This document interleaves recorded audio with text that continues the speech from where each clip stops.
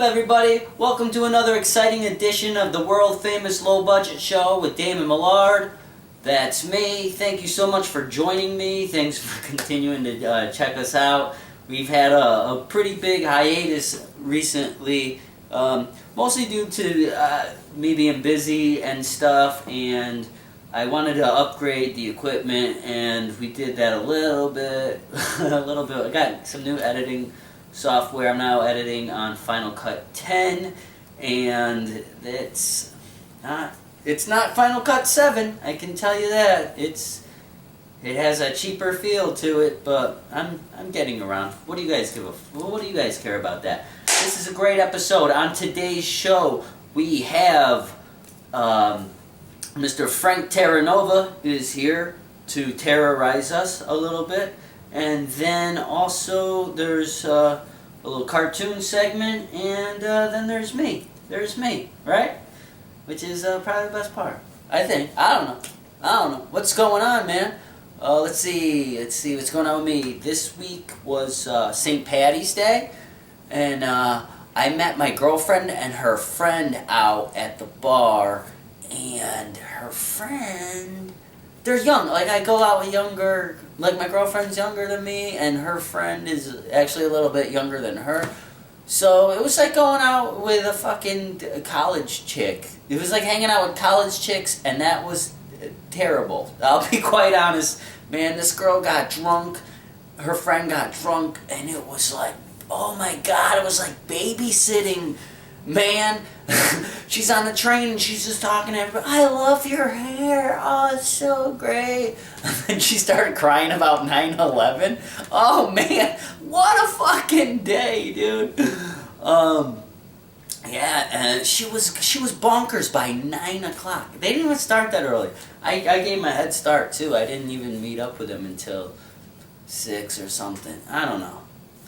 I snuck in an open mic too. I didn't do it on purpose. I just happened to be at the Grizzly Pear. It's a bar on McDougal Street here in New York City where they do a lot of open mics. And I just looked in the back and I saw somebody with a mic and they were on stage. And so I walked back, threw my name in, got my name pulled, went up, did 5 minutes, and then continued to drink, man. I was a soldier, man. I mean, I don't even really drink that much anymore, you know. I was drinking green beer. I was drinking Jack and Coke. I had this big corned beef and cabbage plate. Man, I was living it up, dude. I was doing it right. Then, okay, so my girlfriend and her friend, they're wasted. My girlfriend can hold her booze because she's from Wisconsin. She can hold it better than her fucking 24-year-old friend there. And so we come back to our place and they're passing out at 9 o'clock. It's 9 o'clock and they're out. So what did I do? I went solo. I went down to this place right down here at on 72nd Street. It was an old man's bar, and I was running solo, like back in my Binghamton days. You know, oh man, it was. Then I started drinking $9 shots of Jameson, and I was like, this is getting ridiculous. You know, $81 later, I was like, this is getting ridiculous. So we had to stop that. You know, we just did, and basically, that's how that night went. I don't know. St. Patty's Day. They're always rough, dude. They're always rough. I mean, I guess I'm getting old, man, because I didn't overdo it. I did not overdo it. Here, I wanted to show you guys something. Check this out. Do you remember these? Mr. Sketch Scented Markers. Do you remember these? I used to have these when I was in elementary school.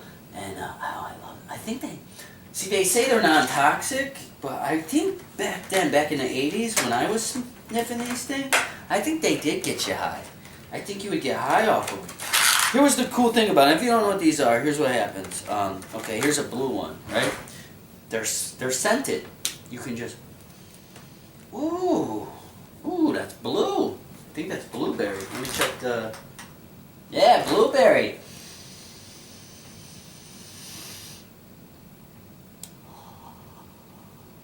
That's good stuff. That smells really good.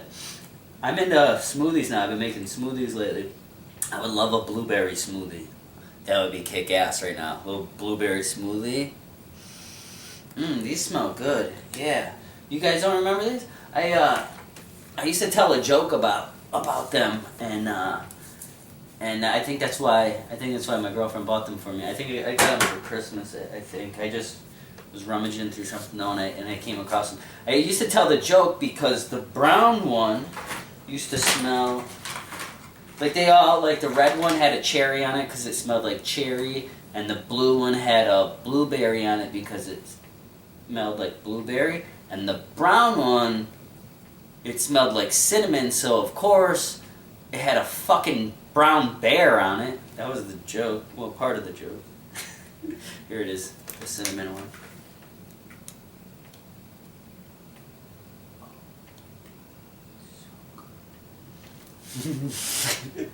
I'm getting weird on this episode. Thanks for continuing to stick with us, man. We had a long hiatus, but yeah, we're back, and I don't want to make any promises, but these will start coming out. I'll start churning them out. I got some good, exciting people who are coming up. I don't want to tell you who they are because I lost a memory card, and I might have lost an interview or two. So, or I'll just have to invite those guys back on to be on the show. So, whatever. Let's see. What the hell? What kind is this? Ew, what is that? Oh, that's apple. Green apple, I guess. Well, there's a black one. What do you think that is? What do you think the black one smells like? Oppression. Exactly. No, it smells like licorice. Yeah, that's licorice right there. Alright, I don't want to take up too much time. Frank Terranova's interview is about 30 minutes long. Oh, yeah, that reminds me. I was here's something I did recently. I was on the show Louie, right? And I said it like that deceptively on purpose. I wasn't really on the show. I was an extra on the show. And oh, dude, it was pretty fun, man. I got paid to sit in the very, very front row at a comedy club and watch Louie do a set. So that was pretty good. Actually, he didn't really do a full set. He did a few jokes, because he's. I'm not going to give it away, but it's a scene in a future episode coming up, and before it airs, I'll let you know. When I figure it out, and I'll let you know. But it's cool. Look for me. I'm in the very front row, and I'll be honest, man. Louis seemed pretty cool. I talked to him once because he bumped his butt on my shoulder getting on stage, and he goes, "Oh, I'm sorry," and so, but yeah, he seemed like a cool dude, Like, I mean, this business is full of cocksuckers, and he really is in a position where he could be a cocksucker, and he wasn't at all. The production company is called Pig Newton, and he directs the episodes and stuff, and him and the production crew, they're pretty cool. It must be fun working for that company, man. So, anyway, I feel bad because later on in the episode, during Terranova's interview, he shits on Louis a little bit, and I don't defend him. So I'm defending him now, I guess. I don't know. It was cool. It was very fun. It was the first time I did any real extra work like that. I mean, I was in a other film or some shit. Whatever. Hey, check me out. Here's my Twitter, @LaughingCock, @LAUGHINGCOK. Also, you can get a hold of me at my email, DamonSMillard@yahoo.com. I also have a website. It's DamonMillardComedy.com. That's probably right there right now that we have new editing. But, so, go check that out. I probably have an email for that website, which is probably Damon@DamonMillardComedy.com, but I don't know if I have it set up. You can check out some dates I have on there. I'm going to be at Caroline's on the 30th. or whatever. So, yeah, that was St. Patty's Day. That was the Louis thing. It was great, man. I had to really bite my tongue. I wanted to fucking talk to this guy, you know? I wanted to be like, oh, Louis, hey, I'm a comic. I want to live in your skin. But I didn't. I was a pro, man. Whatever. No big deal. Just Louis C.K. over there. I did want to punch him once. But that had nothing to do with him. I have this OCD thing where, like, if I'm in a situation, like, say, a job interview or something, and I have to be perfectly behaved, you know, like, if I'm in a social situation, like, say you invite me over to your grandparents' house for Christmas dinner or something, I'll show up and in my brain, because I'm so tense, you know, and because it's crucial that I behave myself, weird thoughts go through my brain like, hey, just spit in his grandma's face. Just spit in her face. Do it. And then, so one time that went through my brain on the set of Louis. I probably shouldn't have said that. I'll probably never get hired to do that show again. But no, it's just like this self-torturous thing that I do to myself. What time was that? 12 minutes? All right, we're out of here. Damn it. Oh, shit. All right. Before we go, let's do Damon's Daily 10. You guys ready for Damon's Daily 10? Here it is. Number 10, root beer floats. Number 9, accidental booty touch on the D train. Number 8, that mixtape. The one side was just slow jams for making out. Number 7, Steve Breeze. Number 6, those classic Fraggle Rock glasses from Burger King. Number 5, when you run into someone at the store and you're returning cans and bottles. Number 4, Zima. Number 3, the first time it gets warm and you come home from school and your mom and her friends are on the porch drinking. It's 2:30 in the afternoon. Number 2, go-karts. And number 1, I lost my virginity on a couch while Sister Act was playing on the TV. Those are Damon's Daily 10. Thank you guys for sticking with the low budget show. We'll be back here and there and there and there and there and there. Keep tuning in. Alright, check out this cartoon. It's kind of crazy if you think about it. God has to exist outside of time, without beginning or end. Time begins with the Big Bang. All matter is created. Everything that we consider to exist is brought into existence in that moment. Yet God is somewhere beyond that, in a realm beyond comprehension, because it's a kind of dimension that supersedes our understanding of what it means to exist. All we know is our little corner of an infinite universe, an ever-expanding shockwave pulling everything apart. We're a speck of dust. Our consciousness, an accident. We're uniquely cursed by our knowledge of our own mortality. We're temporary, and we know it. We have front row seats to our own doom, an inevitable, unavoidable end. You and everybody who ever was or will be will die. And so we keep ourselves busy so we don't have to deal with that fact, pretending our lives are important when it's just meaningless, pretending to have answers, but we're just clueless and scared. We hide behind our 401ks and our religions, but nobody knows what it's about or why God is invisible. Oh shit, I think I'm fucked up. My heart is beating really fast. Oh my God, is this laced? No, really, do you think it could be laced? I think I might be having a heart attack, man. Well, just one more toke.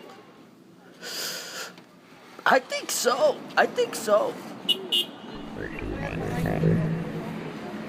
I'm fucked up. I gotta get out of here. See ya, Timmy. Stay in school. Welcome back, Low Budget Show. Joining me now is Mr. Frank Terranova. How's it going? How you doing, man? I'm doing good, man. Thanks for joining me on the show. Yeah, good to be here. Just had a walk through Central Park in the rain. Yeah, you say it was fun. Yeah. Going from east to west. You were saying like it didn't show up as possible rain on your phone or something? Yeah, the GPS was telling me to go back. And I was like, I don't want to go back. I'm supposed to go this way, but I've been living in New York 48 years. I still don't know where I'm going, but that's all right. So just to catch some people up who don't know who you are, you're a stand-up comic here in New York City. How long you been doing it? 3 years. 3 years, but like every single day, no days off. The only time I took more than 2 days off was during Hurricane Sandy. And that was because I lived in Staten Island at the time, and I couldn't use any public transportation, so I was going nuts. So but that was 4 days off, and that was the most I ever took off from comedy. Usually it's 0 days off. You're one of the most most well-known comics in the scene because you don't hide anything, right? I stand out. I mean, the thing about the scene in New York is there's a lot of people who assemble, especially the younger white male comics. I mean, sometimes you close your eyes, you don't know who's on stage.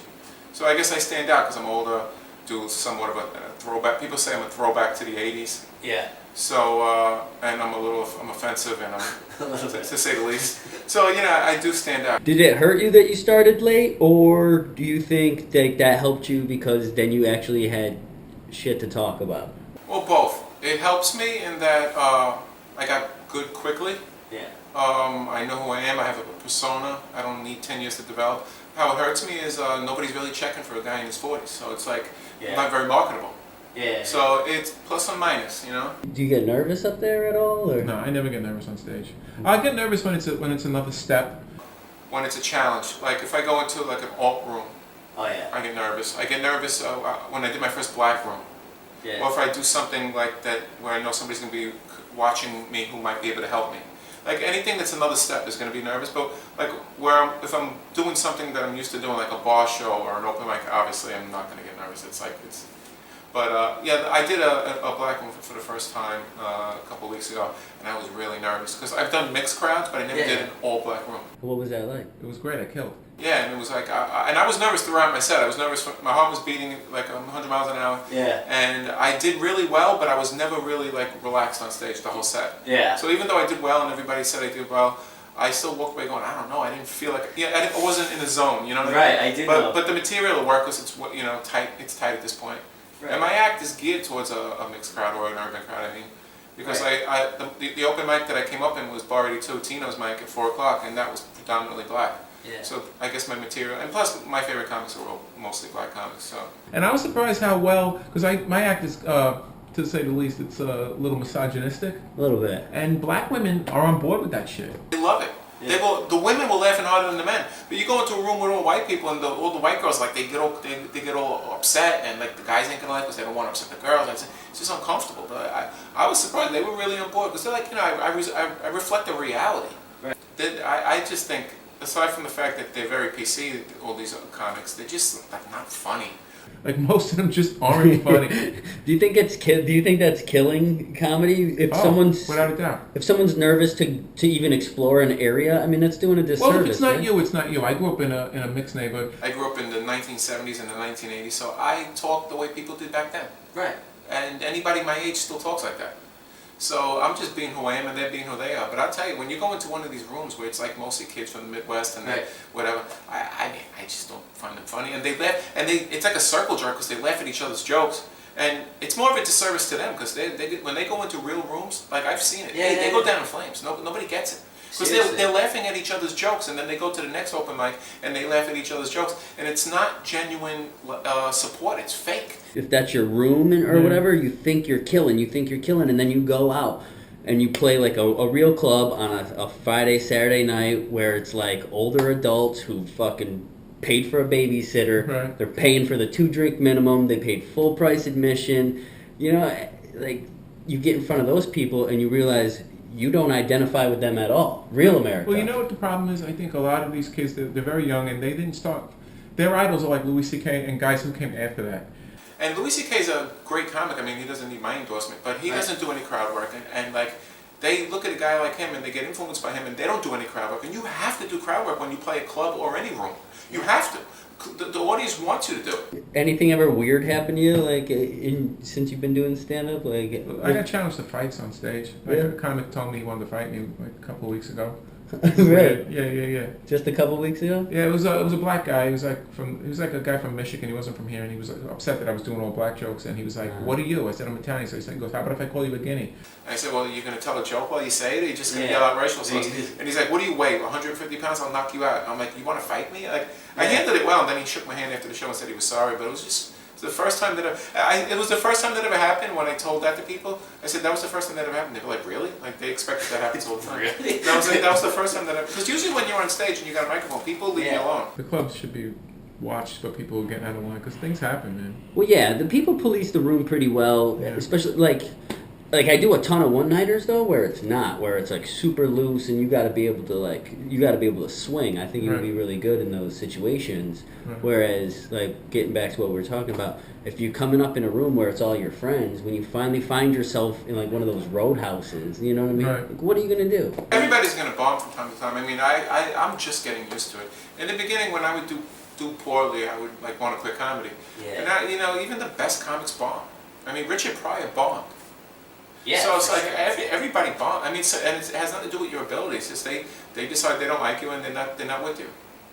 And it could be your A material that kills everywhere, and they just won't be on board. And then there's nothing you can do about that. Like, I did a show in Staten Island for like older Italian people, and everybody thought that would have been my crowd, but they hated me. Yeah. And I got paid, and I got free dinner and everything. But from the time I went on stage, I was on stage for about a minute, and somebody yelled out, "This guy's terrible," and I had to do another 11 minutes. How did you handle it? I did it well. I just like insulted the hell out of them. I just went in on them, and I had my sister and her boyfriend and my girlfriend was sitting at a table over here, and they were laughing. They were the only ones laughing. Yeah, Everybody else was like in shock. The guy who booked me is a good friend of mine, and people said, "Hey, did the guy ever see your act?" I go, "Yeah." He goes, "Well, why did he book you?" I go, "That's a good question." That's good. Yeah, I don't know. Jimmy, you know what I do. What hosts need to do before they bring me up is allude to the fact that it's going to be offensive. Say something like, "This next guy, if you're into politically correct humor, he's not for you." Yeah. Or say something like, "This next guy," my girlfriend used to introduce me when she hosted, "Oh, this next guy's a big supporter of the blacks, he loves women, he's a big, he's at the forefront of the homosexual community." So then when I came up and I just started in, they like, "Oh, we were expecting this." Right. Instead of just saying, "Oh, the next guy plays all over the city, Frank Terranova." Then I come up and I start with my jokes and they're like, what are you, what's this guy, an asshole? Yeah. But I'm always fascinated with people's writing process, and you took pretty much. I mean, we've talked a bunch of times, and you say you pretty much don't write anything down. No, like I'll get an idea, and I'll go up there and do it. Or a lot of my jokes come from riffing off something somebody else says. Like, I'll be at a mic, I got nothing, and somebody will start talking about something, and I'll get up and riff off of it. I'm like, I got a new joke. Yeah. And then I'll write down the name of the joke, or That's the it. bullet point that takes me there. Yeah, so you'll just have the name of the joke That's it. in your book. And there's a couple of jokes that are very wordy, and I've written them out word for word just because I'm afraid of forgetting them. Like, I have a couple of bits that are very wordy, and I like to do them exactly the same way. Yeah. And I wrote them out like that. But most of my jokes I just remember. I have a very good memory, and I have about 70 jokes that work, and I just have them by title in my book. They're not written out at all. You're not scared of like forgetting like the crux of it? There are some jokes that I used to do in 2012 that I completely forgot. Yeah. And it's okay. But the ones that if I went through my list right now, I could tell you every joke. Yeah.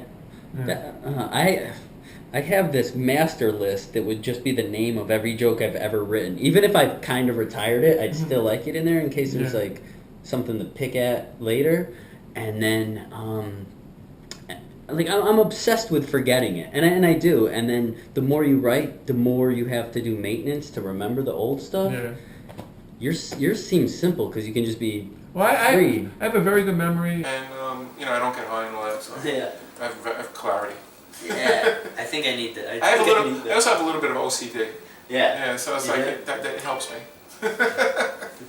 a little bit. My girlfriend was saying more than a little bit. If I get like a little like dust on my shirt, it ruins my whole day. Yeah, that sounds like full blown OCD. I think it is, yeah. Probably. Yeah.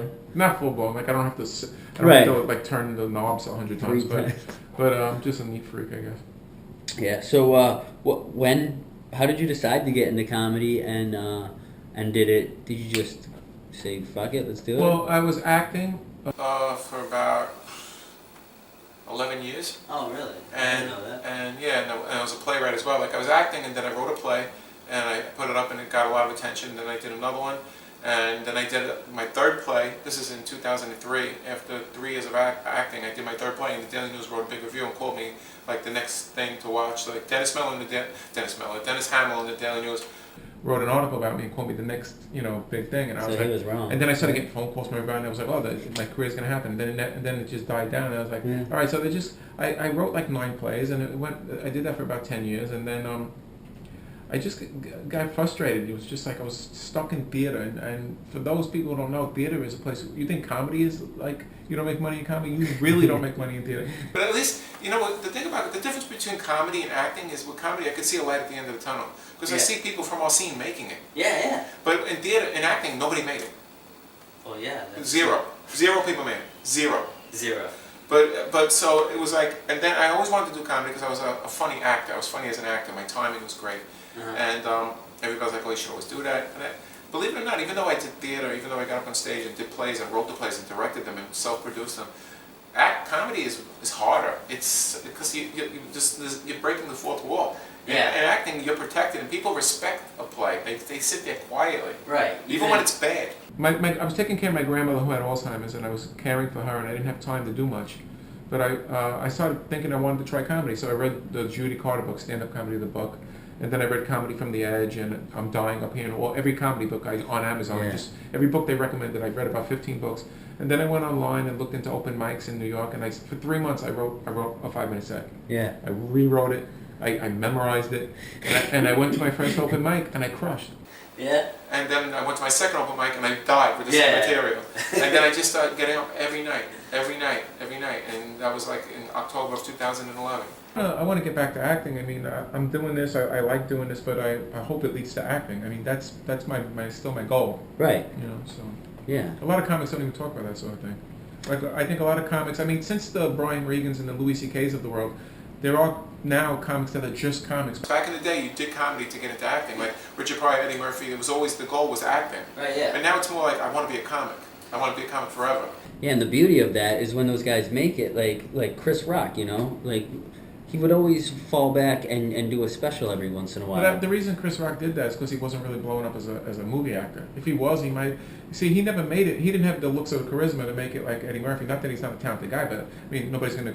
Eddie Murphy was more charismatic. Yeah. I'm not being a dick by saying that. There's only really 2 comics in my lifetime that I saw come out at a very young age and be good without having to develop, and that was Freddie Prinze and Eddie Murphy. They didn't need time. They came out, and that was it. Like, that's it. That's the finished product right there. Yeah. Didn't Eddie Murphy start when he was like 17? Or He started 15? at 16, but by the time he was 19, he was already a movie star. Yeah. Wow. Could you imagine that life? He retired from stand-up at 25. He's like I call him the Rocky Marciano of stand-up comedy. Yeah. I feel like a lot of kids in this scene, they don't give Eddie Murphy his due. Because a lot of them, like we were talking before, they're very politically correct. Yeah, like, oh. So when they see Eddie Murphy and he uses the word fag, I use the word fag. I don't hate gay people. That's what I call them. So when they hear Eddie Murphy say fag, they're like, oh, he's homophobic. Oh, shut the fuck up. Yeah, I know. You can't even watch.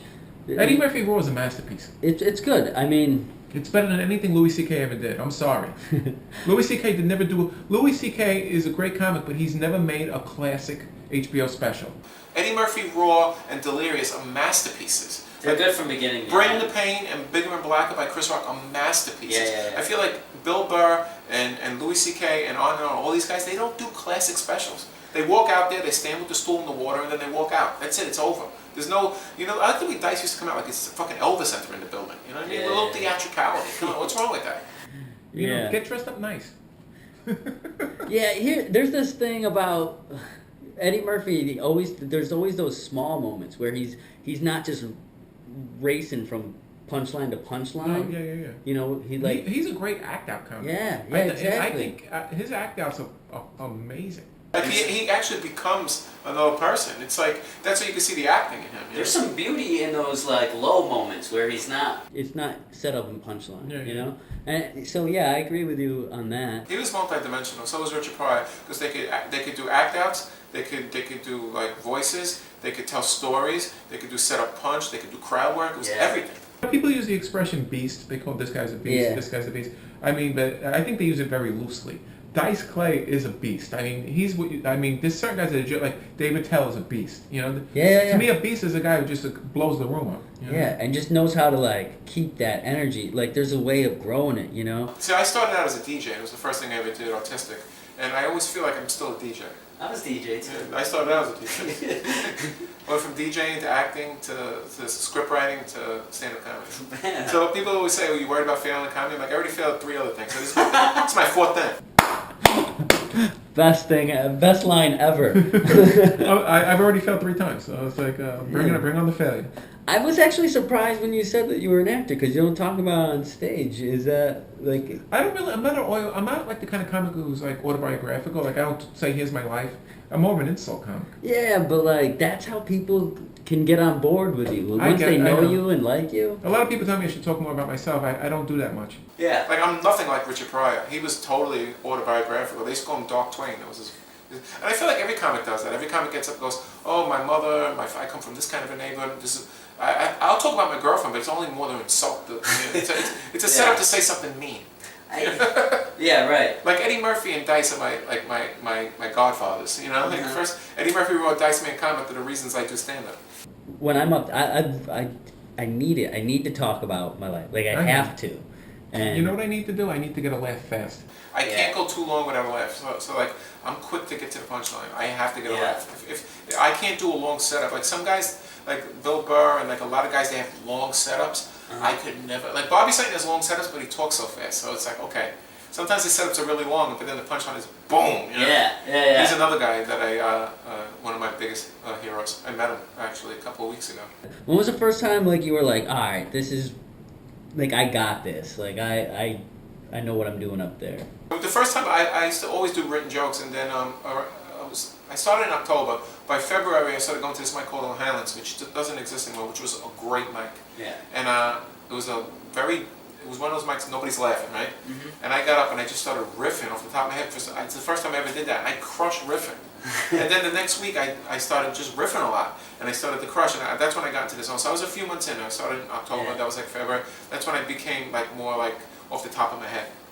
So although you may not dive into your personal life a lot, you are just you up there. Yeah. So- Well, it's a heightened reality. Sometimes I say things I don't mean. Well, so yeah. People sometimes say to me, "Are you doing a character?" I don't like to say that because I'm not, but at the same time, I don't want people to think that what I say I mean. Because I say a lot of mean things about women, and I insult gay people, and I insult black people, but I'm doing it to be funny. But it's also a composite of the people I grew up around. Right. So it's like me, but also my neighborhood and Right, just I get the it. Italian American character. Yeah, it's like a patchwork. Yeah. I get it, man. But I don't like to say it's a character. I just say, Right. when people say, "Are you doing a character?" Because people meet me off stage and they think I'm a nice person, and they go, "Oh, you're doing a character." I go, "No, it's a persona."